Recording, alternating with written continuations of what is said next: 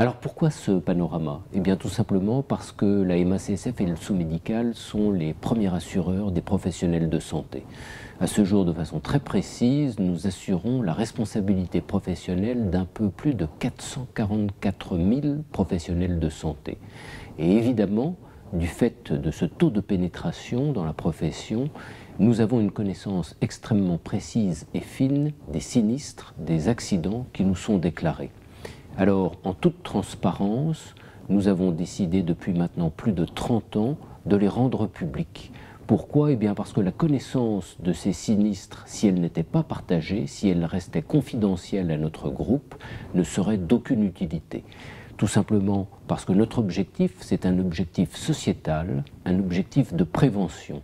Et la prévention, elle passe naturellement par la connaissance, par les intéressés eux-mêmes, c'est-à-dire par les professionnels de santé, des déclarations d'accidents, des sinistres que nous enregistrons.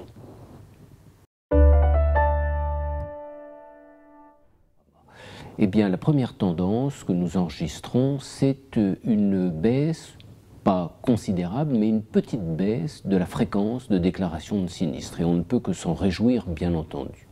La deuxième tendance, c'est de voir un nombre de condamnations intervenir de façon un peu moins fréquente. Le pourcentage baisse de 60 à 58% au niveau des décisions de justice de condamnation.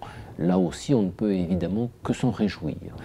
Troisième constat, le succès des procédures amiables.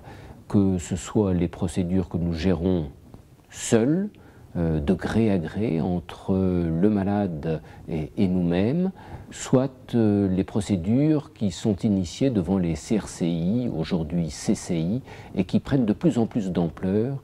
Les malades ont de plus en plus tendance à saisir les CRCI ou CCI plutôt que le juge, et là encore, on ne peut que s'en réjouir compte tenu de la qualité de la relation entre les malades et les professionnels de santé, puisque la judiciarisation ne peut que mettre à mal cette relation.